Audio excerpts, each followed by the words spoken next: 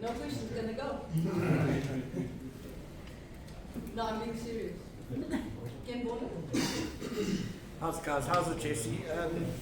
There's been quite a lot of talk about the Wallabies centre pairing. Obviously, they did pretty well against the British and Irish Lions. They're very excited about them. What do you make of that pairing?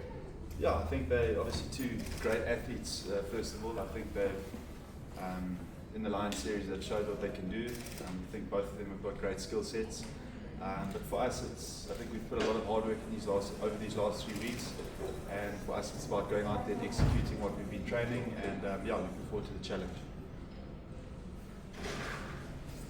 Jerry, a lot's been made also of the Wallabies attack, especially in that second test where they unlocked the lines like that, and in the third test obviously.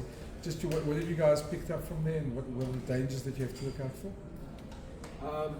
Well, we played them last year when Joe Schmidt came in, and we were aware of, from when he worked in Ireland and the work he'd done with New Zealand, we were aware of his kind of philosophy and the way he plays, and you could see a lot of that, but you could just see it developing from last year into this year, and I think that they play some very direct rugby with an awful lot of detail, and the breakdown is a massive area of their game.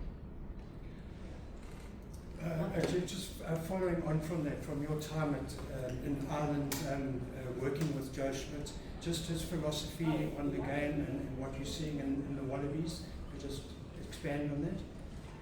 I think if you look at it from a timeline, when they were at the last World Cup, they looked a little bit rudderless, and when Joe came in, he's a brilliant coach. His level of detail that he brings is phenomenal. And I saw the impact that he had in Ireland by making players play much higher than their perceived capacity, and I think he's come in and he's got a lot of he's got Australia firing again now.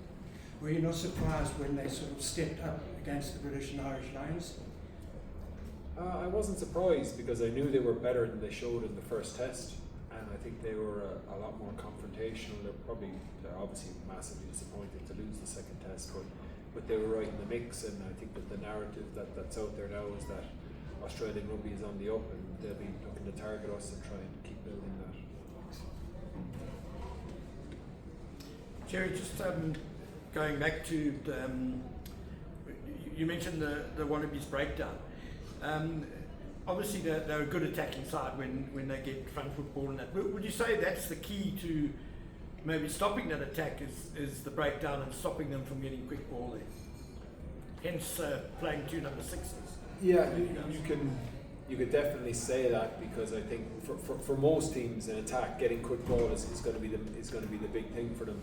I think when you look at how meticulously Joe Schmidt plans his plays, and whilst they didn't show a huge amount in 1 to 3 phases, you could see that they were, the players were really aligned to a plan that might stretch 5-6 phases, which, to retain the ball and be in the right place, you have to be really, really detailed with your breakdown. I think that we look at that, there are 2 players in instantly all the time.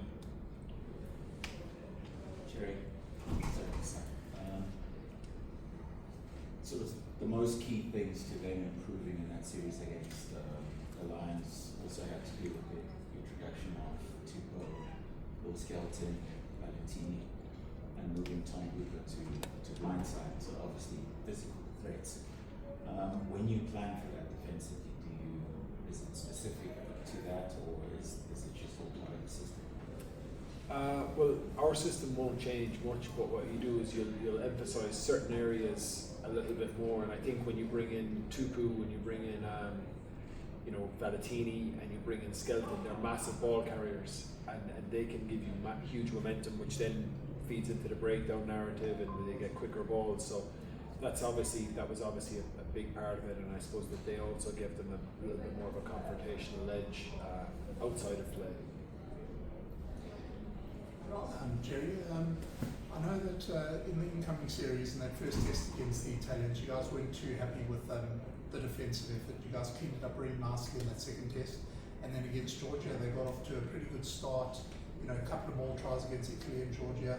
So has that been a specific focus these last few weeks, building up to the Rugby Championship now, on shoring up a bit of that?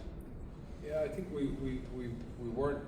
None of us were pleased with how we performed in Italy won, and you know, we conceded a maul try in that game. We also conceded a maul try against Georgia, so that's something that teams pick up and they look to go after. So we've invested a lot of time into our maul defence, but I think there's always going to be something for you to work on, and I think we conceded 40 points across the 4 games if you include the Babas as well. But it was a little bit like this. We started well against the Babas, really poor against Italy 1, good against Italy 2, and then kind of a little bit in between with Georgia. So there's definitely a lot of scope for us to improve, and on the back of the level of intensity that the Australians have been playing, you know, we've tried to replicate that with our training. Jesse, following up on what you just said, obviously you guys weren't happy with your performances in those 3 tests. Rassi was saying you worked hard at the preparation camps. Do you feel those issues were addressed and you're all ready for this Rugby Championship? Absolutely. I think we obviously drive extremely high standards in this environment. I think it's extremely competitive with the level of players, and in each position I think we pushed each other hard in training, and I think we've obviously had the points that Jerry's spoken about, and they've obviously been things we've worked on in these last couple of weeks, mixed with a bit of conditioning, or actually a lot of conditioning.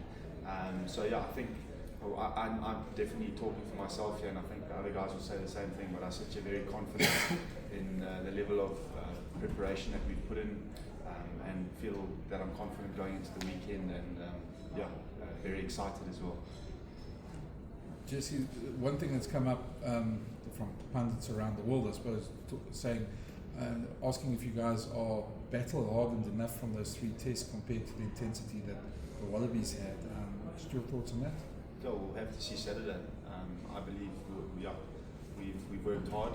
I think everyone's obviously got their opinions on battle-hardened and not, but I think it's a way you pitch up every day to training, the way you pitch up with the mindset to whatever you approach throughout your week, and I think for us again it's a good opportunity for us to represent South Africa, and I don't think anyone takes it lightly in this environment. So yeah, very excited for the challenge, and confident that we'll be up for it. And just partnering with Andre as opposed to Dukes, how does that differ for you guys as a combination? Yeah, I think it comes back to what I said now, is that there's so much competition in each position. I think Andre was extremely good in all the test matches he played, and Dukes has shown over the years what an asset he is for this team. So very excited to play with Andre. I've played with him many times, actually quite a bit against Australia, so excited for him to show, and also excited to get another opportunity to play again. I think Caden's also involved, so very excited to see what he can do when he comes on. I think it's a great opportunity for a lot of guys. Jerry, just looking at the championship as a whole, Rassi was talking yesterday about how difficult it is to win back-to-back. I mean, obviously the All Blacks are always up there, Australia on the rise. How do you see the championship in general? How competitive do you think it'll be?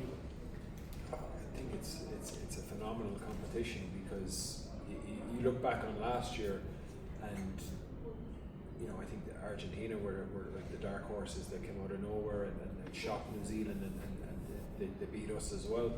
So I think it's there's no weak team in the championship. That is it, and it's, I suppose last year, if I was to look at it objectively now, the fact that Joe Schmidt had only just taken over after the World Cup meant that the Wallabies probably started slowly, and we benefited from that because we played them early in the championship. I don't think that's going to be the case now. So, but we want to play the best teams when they're at their best. You don't want to be, with all due respect to Georgia and the Barbarians, we want to be playing the best teams in the world, because that's how you get better.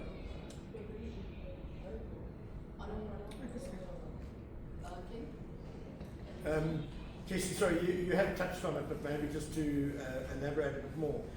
You've obviously played most of your career with Damien inside of you. Andre, you have played a fair amount with him. They would seem like very similar, sort of like-for-like players, but are there subtle differences to what Andre brings to the party? Yeah, I obviously think I think it's no secret that Andre's ball carry. I mean, he's devastating with ball in hand.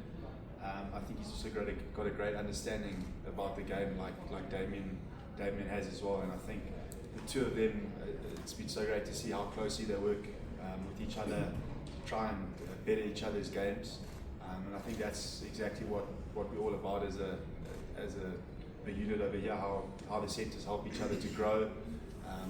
We've actually buddied up, and it's constant feedback from the guy in your same position to see where you can get better, where you can sharpen the other guy's game, and how he can sharpen your game. So I think Andre is definitely devastating with ball in hand, and it's a great guy for us to have to get the team going forward, and like we mentioned earlier, to get that attack on the front foot and get us that quick ball. So I think that's probably one of his big standouts where he's really good.